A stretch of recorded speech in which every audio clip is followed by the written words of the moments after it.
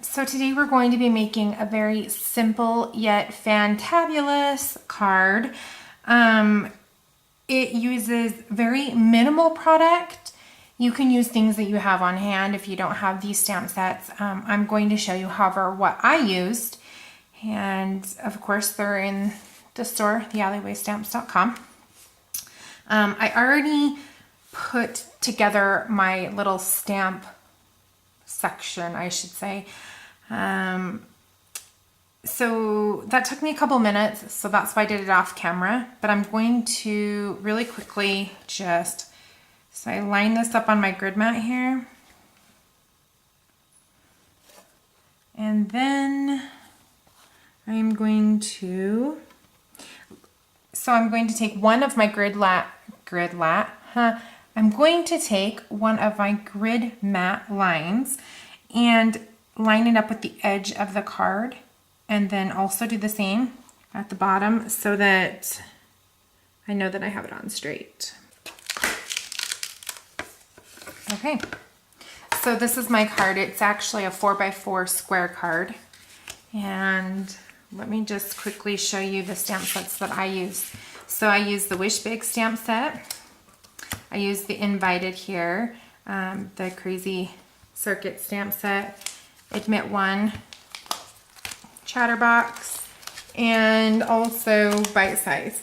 Like I said, if you do not have these stamp sets, you can totally substitute them with ones that you have and use this exact same technique. Okay, so I'm going to take off just the one that says Happy Birthday and set that one aside.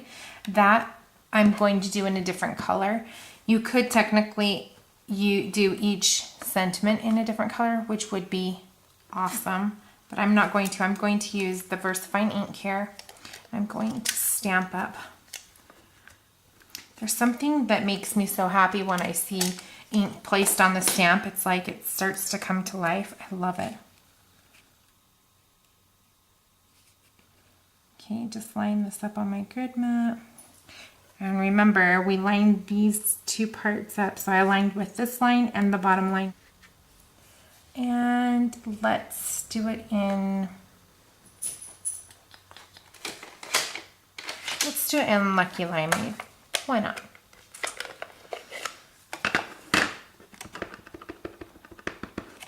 Ink that up really well. Give it a little stamperoo there. Okay, and then if you've ever followed me before, you know how much I love, they used to call it Puffy paint, but I don't know what it's called now. Let's see. Dimensional fabric paint is what they call it now. This is the stuff that you get in the store, like the craft store, Joann's, Michael's, Hobby Lobby. It is like 69 cents a bottle or 49 cents a bottle. I love it. I've used it for years to give my pages dimension, or my cards. And if you've ever followed me before this, you know that. However, there was a huge rave about this enamel stuff. Enamel Accents. There's black and white from Ink Essentials and by Ranger. And yeah, I bought some. I'm so disappointed in it. I thought it was going to be something completely different, something amazing for the price. I died when I got it and used it, and it is no different than basically this dimensional fabric paint, puffy paint, whatever you want to call it, for 49 or 69 cents. So really, I don't know. And the other thing I didn't like is once I started using it, number one, the tip is a lot wider than this tip here. This tip, I feel like I can have more flow and more control over the flow of the ink. This one comes out heavier, maybe so that you use more product. I don't know. But what I do know is this bottle here works just as well as these bottles here, and it costs pennies. So this is what we will be using. Okay, so when I said I had like 5 million colors, I wasn't kidding. I have a ton of it.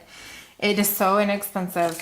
So what I've done is I just made like a little cheat sheet here and drawn a line so I know what the color actually looks like on paper. So I used cardstock for this actually. It's just very well loved. Anyway, so I'm just gonna go through here really quickly and pick out a few colors. So what I was going to do was I was going to do a bunch of different colors, but this breezy yellow here, this is called 3D paint. Scribbles, 3-dimensional.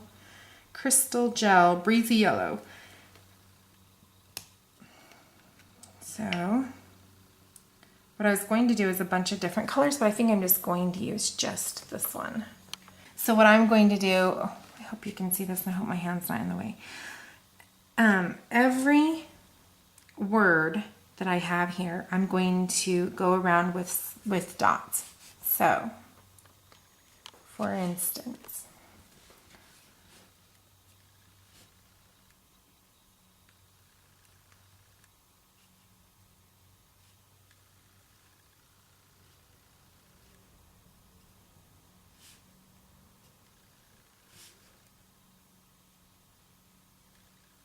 and if it ends on an edge, I leave it open. I don't do the dots around it.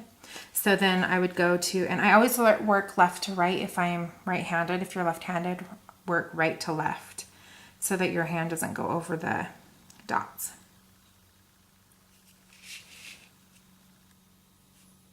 And they don't have to be perfectly perfect. Okay, there it is. That literally took me like, what, a minute and a half, maybe 2 minutes to do the whole entire card. Actually right here where it says invited, see how there's some like negative space? So I'm going to take this and make it into its own square and do a very small star. Oh, that looks dumb. Okay, so I will fix that now. And I've done my, oh, actually, I just had an idea. Okay, so I'm going to take this little heart that I ran through my Big Shot. This is the Simon Says stamp little heart dies. It's the first time I've ever used it, so I really like it. I'm just going to color it with my Copic markers. And I used the basil paper, so it has a little tiny texture. Place it on a foam adhesive.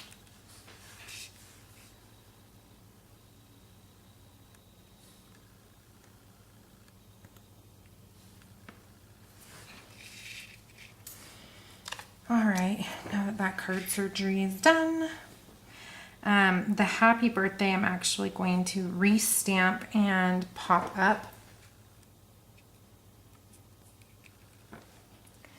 like that. The little heart is down there, this one's there. The heart is going to get some ice stickles. This is crystal ice.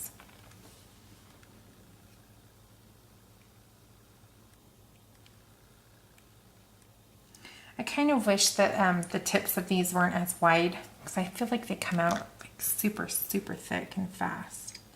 So I always like go over it with my finger to take away just a tiny bit of it. And when it's at the state, I was going to tell you this little trick, where it's at the state where it's pretty much dry but it's still a tiny bit sticky, I go over with my finger carefully and lightly. And when I say lightly, I mean like very lightly. Don't be mashing any potatoes here. Very light. Just press down the little dots so they're not like peaks, but they're more of a circle.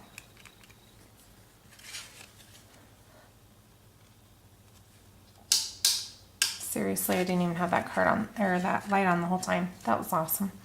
So there's the finished card. It's super simple, but looks fantabulous.